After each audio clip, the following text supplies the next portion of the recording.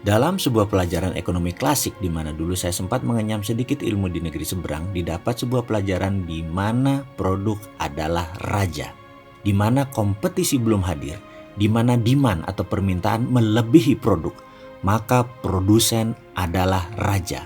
Misalnya seperti tahun 1915 sampai 1920-an, di mana mobil Ford membanjiri pasaran di Amerika. Mereka memiliki iklan yang sangat terkenal dengan kata-kata, "You can choose any color that you like as long as it is black." Anda boleh memilih warna apapun untuk mobil Anda selama pilihan warnanya adalah hitam. Customer tidak memiliki pilihan, itu sesungguhnya yang terjadi. Mobil Ford kala itu hanya mengeluarkan satu warna sejak mobil pertama diluncurkan.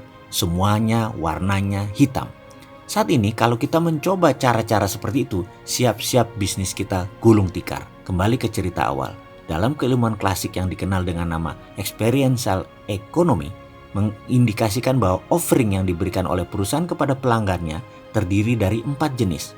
Offering tersebut nomor 1 adalah commodities, nomor 2 adalah barang atau goods, nomor 3 adalah layanan atau service, dan terakhir adalah pengalaman atau experience.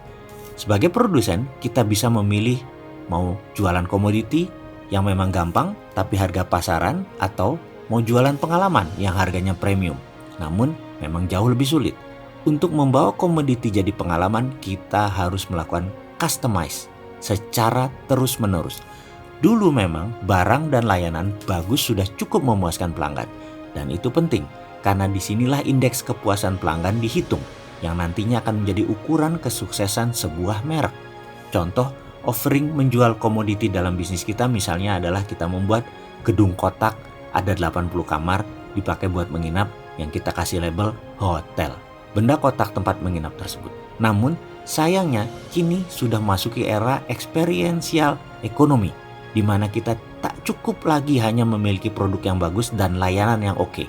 Lebih dari itu, produk dan layanan kita harus mampu membangkitkan sensasi pengalaman yang akan menjadi basis loyalitas pelanggan. Karena adanya pergeseran ini, maka konsep indeks kepuasan pelanggan kemudian menjadi kurang relevan. Saya tidak mengatakan kepuasan pelanggan tidak perlu. Saya harus mengatakan bahwa sangat penting dan perlu. Tapi kepuasan pelanggan saja tidak cukup. Kepuasan pelanggan sudah menjadi given, sudah menjadi komoditi. Untuk menjadi pemenang, produk dan servis kita harus mampu merangsang indera pelanggan, harus mampu menyentuh hati pelanggan, harus mampu menstimulasi sisi intelektual pelanggan, bahkan kalau bisa mengakomodasi sisi spiritual pelanggan dalam bentuk misalnya ketenangan hati, ketentraman jiwa, kesejukan kalbu. Yang terakhir ini penting. Kenapa? Karena pakar bisnis properti seperti Donald Trump pernah mengatakan, "If your brand deliver feeling of peace, it will be priceless." Kalau produk dan layanan Anda mampu membawa kedamaian di hati, maka berapapun harganya, pelanggan Anda akan membayarnya. Catatan penting, apapun bisa jadi pengalaman. Dalam berbisnis, kita punya pilihan, mau menjual commodities, mau menjual goods, mau menjual services, atau experiential. Konsekuensinya sangat jelas. Semakin tawaran kita ke pelanggan mengarah ke komoditi, maka semakin pas-pasan margin keuntungan kita. Sebaliknya, semakin mengarah ke pengalaman, maka semakin premium harga dan keuntungan yang kita peroleh. Semakin kita mengarah ke komoditi, misalnya kita membangun ruang kotak kamar tempat tinggal, semakin gampang kita melakukannya karena tidak perlu merek. Kita tidak perlu layanan yang prima.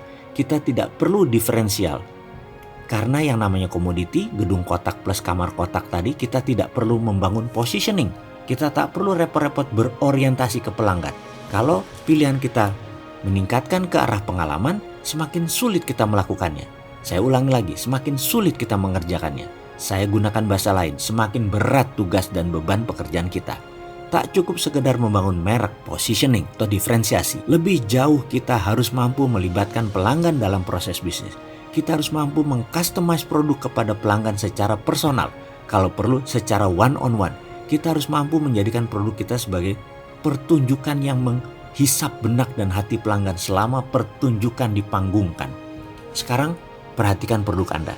Sekali lagi saya ingatkan, pilih yang mana, tetap di dunia komoditi atau bergeser menjadi pengalaman. Sekarang perhatikan produk Anda. Tebakan liar saya, Anda masih berorientasi pada komoditi dan goods. Untuk menjadikan produk dari komoditi menjadi pengalaman adalah pilihan bisnis yang mana Anda berhak memiliki pengetahuan atas hal itu. Baiklah, saya mencoba memberikan sisi pandang lain dengan contoh umum namun bisa disambung relevansinya. Nomor 1 adalah raw coffee atau kopi mentah, sering disebut green coffee, adalah komoditis yang harganya ditentukan secara sama di pasar atau market price. Karena harganya sama, maka komoditi ini dijual dalam bentuk satuan kuantitas kilogram, kuintal, atau ton. Kalau kopi tersebut diolah, diberi aroma tertentu, diberi kemasan, diberi merek, apakah kapal api atau Nescafe, maka kopi tersebut naik derajatnya menjadi goods, tidak lagi komoditi. Kalau kopi tersebut dipersembahkan dihidangkan di hotel bintang 4 atau bintang 5, maka kopi tersebut naik peringkatnya menjadi service. Tidak peduli pelanggan kita dari kopi kapal api atau Nescafe, begitu diberikan di hotel bintang 4 dan bintang 5, sekali lagi itu jadi service. Kalau kemudian kopi tersebut dihidangkan di Starbucks atau di Coffee Bean, maka kopi tersebut derajatnya menjadi experience. Kenapa? Karena di situ kopi tidak dihidangkan dengan layanan yang bagus, tapi dirancang menciptakan memorable experience. Anda menikmati kopi Starbucks, tak hanya menikmati enaknya kopi, tapi lebih jauh lagi menikmati pengalaman ngopi bersama kerabat atau teman dekat Anda. Pengalaman ngopi khas Starbucks. Pesannya sederhana, kalau offering apapun bisa menjadi pengalaman. Kenapa masih mau repot-repot berbisnis komoditi, goods atau service? Sekali lagi, kalau kopi tersebut Anda nikmati berdua dalam bulan madu romantis dengan belahan jiwa Anda, soulmate Anda, kekasih Anda, di atas gondola di Venesia di Italia, tepat di arah sunset mentari akan tidur di peraduannya, Anda menikmati kopi tersebut sambil mendengarkan senandung cinta di atas gondola yang didayung oleh pemuda ganteng dari Napoli sambil menyanyikan lagu khas Italia, O Sole Mio, maka produk tadi melebihi produk experiential. Itu sudah menjadi produk spiritual. Anda tidak peduli lagi harganya, yang Anda bayar bisa 5 kali harga Starbucks. Walaupun kopi itu ternyata kopi tubruk biasa, yang Anda dapatkan hanya memorable experience spiritual.